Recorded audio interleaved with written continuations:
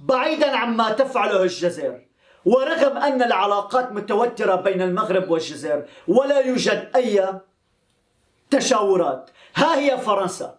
رغم أن هناك أزمة بالعلاقات المغربية الفرنسية، المغرب وفرنسا رغم القطيعة والجفاء الدبلوماسي العلاقات الاستخباراتية مستمرة.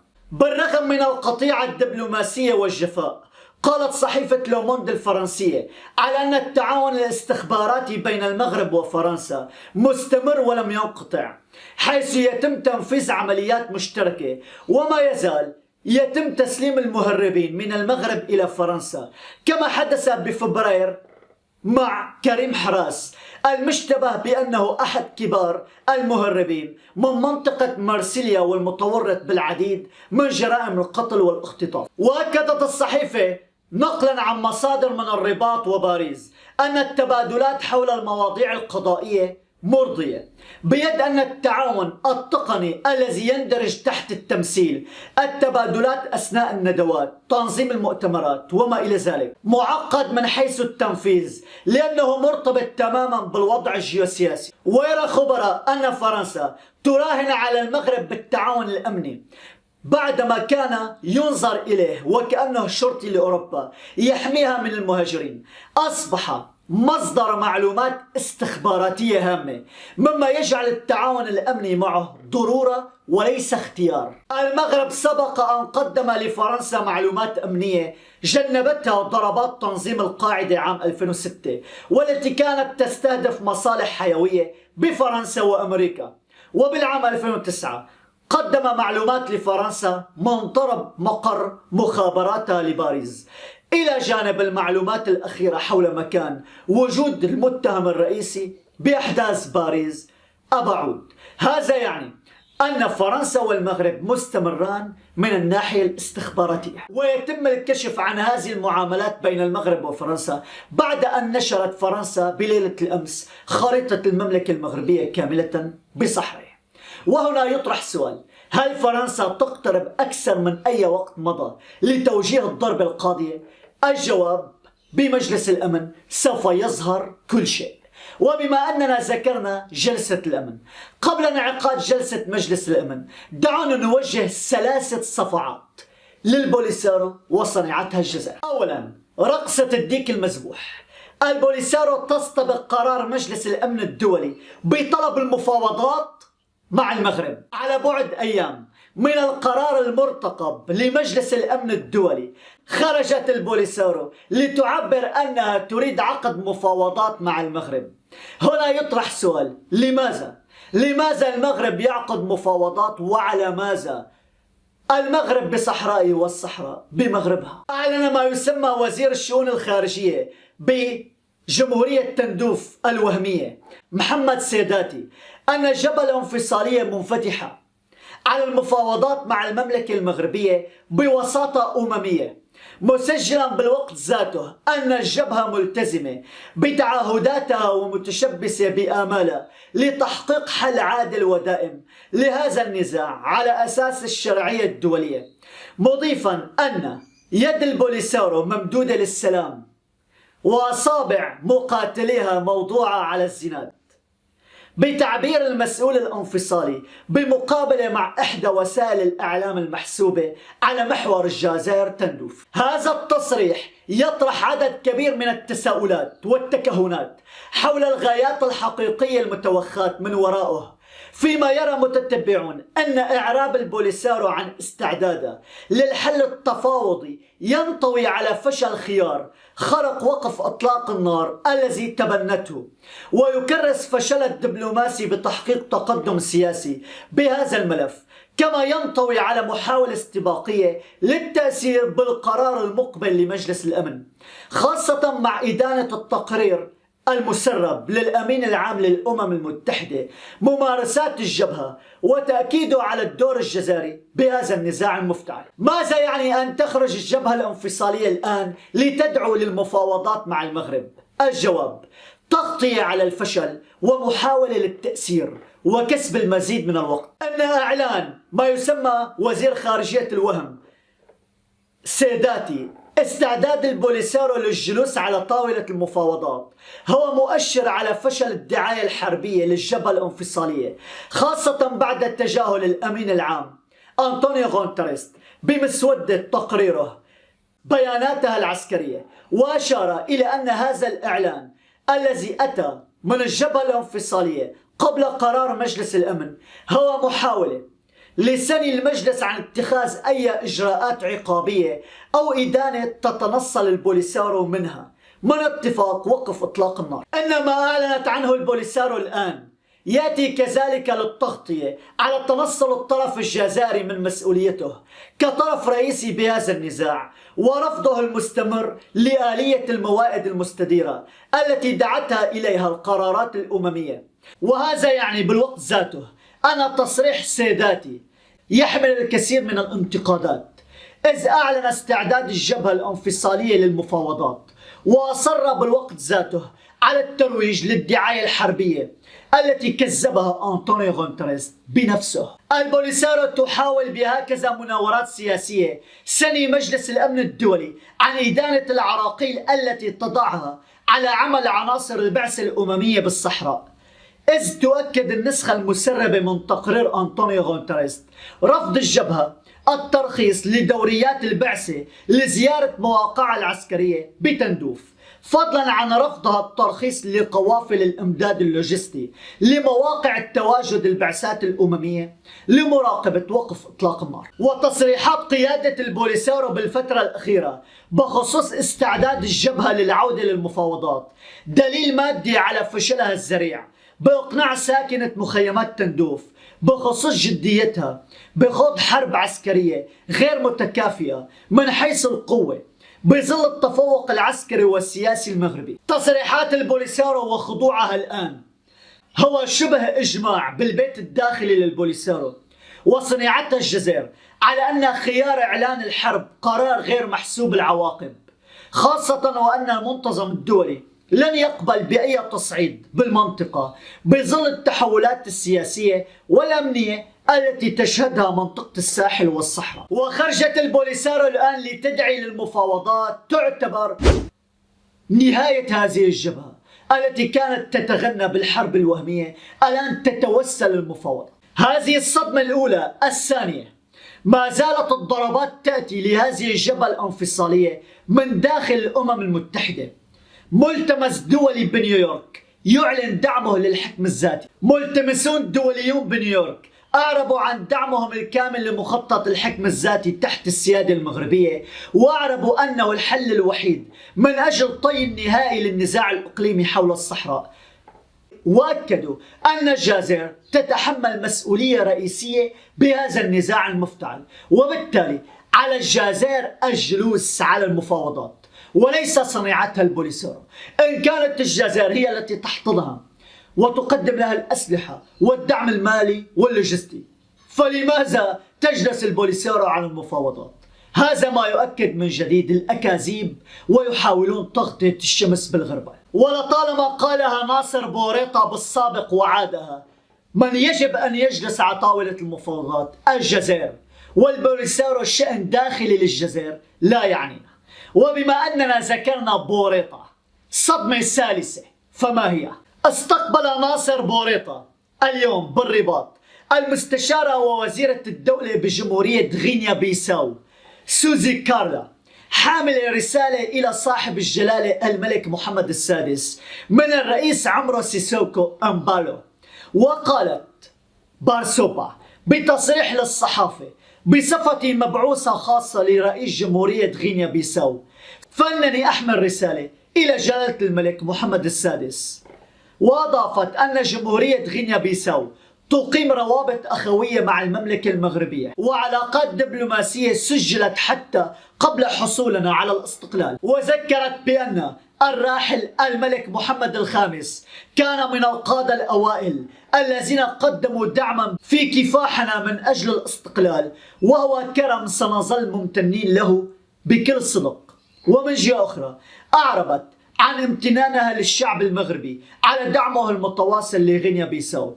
غينيا بيساو ذاتها التي كانت الجزائر تحاول تحريف موقفها من قضية الصحراء المغربية وفشلت. وها هي غينيا بيساو، العلاقات الكاملة مع المغرب. وبما أننا فتحنا باب الصدمات على مصراعيه، وزير الخارجية الروسي له زيارة إلى المملكة المغربية، فما هو السبب؟ وزير خارجية روسيا سيرغي لافروف يترأس منتدى التعاون الروسي العربي خلال شهر ديسمبر المقبل بمراكش. من المنتظر أن تحتضن مدينة مراكش بغضون شهر ديسمبر المقبل منتدى التعاون الروسي العربي، وما جاء ذلك بعد أن أعلن وزير الخارجية الروسي لافروف عقب المفاوضات التي أجراها مع الأمين العام لجامعة الدول العربية أحمد أبو الغيط بخصوص الترتيبات المتخذة لعقد اجتماع منتدى التعاون الروسي العربي بالمدينة الحمراء. وكان آخر اجتماع لهذا المنتدى قد انعقد بالعاصمة الروسية موسكو خلال شهر أبريل من سنة 2019 بمشاركة ممثلي 21 دولة عربية، 10 دول منها ممثلة بوزراء خارجية. هذا وبعد اجتياح الوباء كورونا تمت إعادة برمجة مواعيد منتدى التعاون الروسي الأفريقي، ومع نهاية 2020 ظهرت معلومات مفادها انعقاد هذا المنتدى بالمغرب. وبالتالي أسابيع قليلة تفصلنا عن انعقاد هذه القمة داخل المملكة المغربية، وسيرغي لافروف حاضر بهذه القمة. وهذا يعتبر انتصار جديد للدبلوماسية المغربية. لطالما قلناها المغرب أفعال وليس أقوال. وبما أننا ذكرنا أن المغرب أفعال، الجامعة العربية تتجاوب مع المملكة المغربية. المغرب برئاسة جلالة الملك محمد السادس دعا إلى اجتماع عاجل من أجل فلسطين. الجامعة العربية أعلنت عن موعد الاجتماع ألا وهو اليوم. وبما أننا ذكرنا فلسطين دعونا ننتقل إلى آخر التطورات قبل أن نرى ماذا يحدث بين المغرب وإسرائيل وما هي آخر التطورات. دعونا نبتدئ بوزير خارجية أمريكا التي أصبحت زيارته للمملكة مؤجلة. أنتوني بلينكن كان سوف يزور المغرب، لكن طوفان الأقصى بعثر أوراق زيارته. كشف موقع إخباري أمريكي أكسيوس أن أنتوني بلينكن كان يعتزم القيام بزيارة إلى الشرق الأوسط منتصف أكتوبر الجاري. ونقلت الصحيفة عن مسؤولين أمريكيين وإسرائيليين أن زيارة بلينكن إلى إسرائيل والمملكة العربية السعودية والمغرب قد تؤجل إلى موعد لاحق. وكانت زيارة المسؤول الأمريكي للمغرب تهدف إلى التحضير لقمة وزارية بين إسرائيل وأربع دول عربية أخرى وقعت معها اتفاقيات التطبيع، قمة النقب الثانية، لكن تم تأجيلها إلى أجل غير مسمى بسبب الأحداث الأخيرة. هذا أولا. ثانيا، أنتوني بلينكن طلب من الدول العربية التي لديها علاقات مع إسرائيل إدانة هجوم حماس، لكنها لم تستجيب. بما أن المغرب أقام علاقات تطبيع مع إسرائيل، بالتالي طلب أمريكا أيضا وجه إلى المغرب. والسؤال الذي يطرح الآن، هل رفض المغرب إدانة العملية العسكرية لحماس ضد إسرائيل؟ باستثناء الإمارات، رفضت باقي الدول العربية المطبعة مع إسرائيل إدانة العملية العسكرية الفلسطينية. وببلاغ لوزارة الخارجية المغربية أعربت عن قلقها العميق جراء تدهور الأوضاع واندلاع الأعمال العسكرية بقطاع غزة، وأكدت أنها تدين استهداف المدنيين من أي جهة كانت. هذا ما يثبت كذب وبهتان البيان التي أخرجته الخارجية الجزائرية التي أكدت عبر إعلامها وأبواقها أن المغرب أدان العملية العسكرية الفلسطينية. ها هو المغرب لم يدينها، بل أعرب عن قلقه عن استهداف المدنيين من أي جهة كانت. الأردن ذهبت بذات الاتجاه الذي تبناه المغرب، وأيضا البحرين. أما الإمارات فهي التي لبت طلب أمريكا وأدانت العملية العسكرية الفلسطينية. وهذا يعني أن المملكة المغربية لديها قرارات ثابتة ومواقف ثابتة. والسؤال الذي يطرح، ما الدور الذي قد يلعبه المغرب بالحرب بين إسرائيل والفصائل الفلسطينية؟ أول خطوة بهذا الصدد تمثلت بدعوة المملكة المغربية إلى عقد اجتماع طارئ لمجلس الجامعة العربية على مستوى وزراء الخارجية للتشاور والتنسيق بشأن تدهور الأوضاع بقطاع غزة وفق ما أعلنت عنه الخارجية المغربية. يرى عبد الواحد أولاد مولود أستاذ القانون العام بكلية العلوم القانونية والاقتصادية والاجتماعية جامعة القاضي عياض مراكش أن الأزمة الحالية بين الفلسطينيين والإسرائيليين يمكن أن تؤثر بشكل أو بآخر على المنظور الإقليمي من جهة، وكذلك على مستوى المنظمة الدولي، لأن التوتر الشديد الحاصل حسب ما توفر من معطيات لن يقتصر على حركة حماس وإسرائيل، وإنما سيتوسع نطاقه ليشمل أطرافا أخرى كحزب الله وإيران وما إلى ذلك. أوضح ذات المتحدث أن المغرب سيسعى إلى تهدئة الأوضاع باعتباره يسعى دوما إلى خلق نوع من التوازن وله مكانه لدى الطرفين سواء فلسطين أو إسرائيل. وشدد المتحدث على أن سياسة الحياد الإيجابي التي ينتهجها المغرب قد تمكنه من المساهمة باحتواء الأوضاع عبر قنوات جديدة وخاصة جامعة الدول العربية، مبرزا أن دعواته إلى اجتماع طارئ لوزراء خارجية الجامعة العربية يأتي لمناقشة الوضع بالمنطقة. يأتي هذا السياق بغية البحث عن حلول ومخرج للأزمة التي أرخت بثقلها على المنطقة بصفة خاصة والعالم بشكل عام. وأكد المتحدث أن المغرب كفاعل أساسي ولاعب رئيسي داخل جامعة الدول العربية بالعديد من القضايا يمكن أن يترأس هذا الاجتماع ويتم عبر الخروج بحلول لخلق نوع من التوازن بين الطرفين الفلسطيني والإسرائيلي.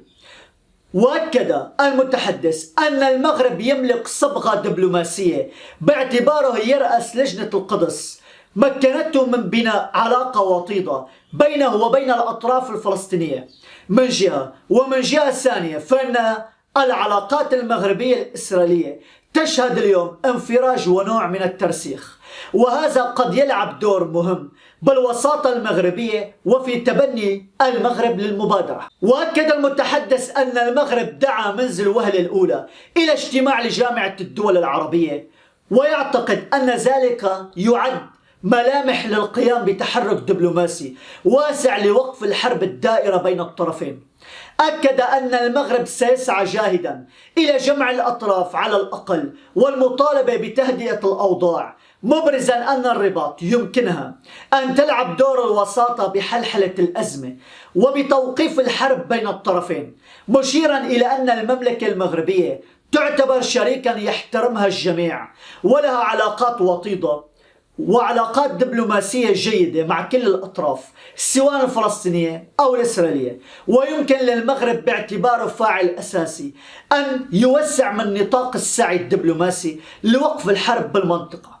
هذا يعني ثاني خطوة قد يتخذها المغرب بعد أن دعا إلى اجتماع داخل جامعة الدول العربية إلى عقد اجتماع مشترك بين فلسطين وإسرائيل. والأمر لم ينتهي هنا، قد سمعنا بلاغ الخارجية المغربية الذي كان شديد اللهجة وقراءة تحليلية على هذا البيان.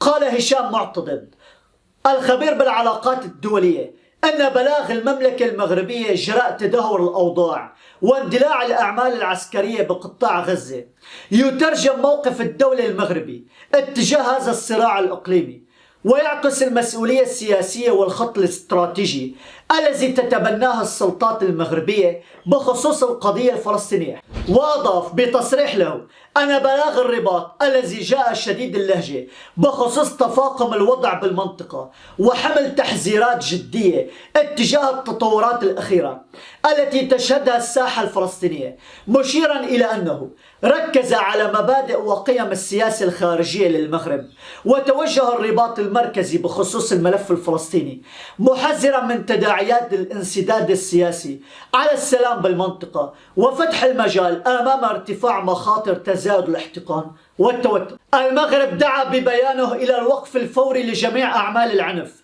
والعودة للتهدئة وتفادي كل أشكال التصعيد، وذلك مع انسجام تام مع دور الدولة المغربية بهذه القضية التي تعتبرها الرباط من أولويات سياستها الخارجية وتشكل محور رئيسي بتحركات الدبلوماسية والدولية. وأكد المتحدث على أن بيان الخارجية المغربية جاء أيضا ليذكر كافة الأطراف المعنية بهذه التطورات الخطيرة بالنهج المغربي الذي تتبناه القيادة بالرباط اتجاه هذا الملف، والذي يدعو إلى الحوار والمفاوضات كسبيل أساسي للوصول إلى حل شامل ودائم للقضية الفلسطينية.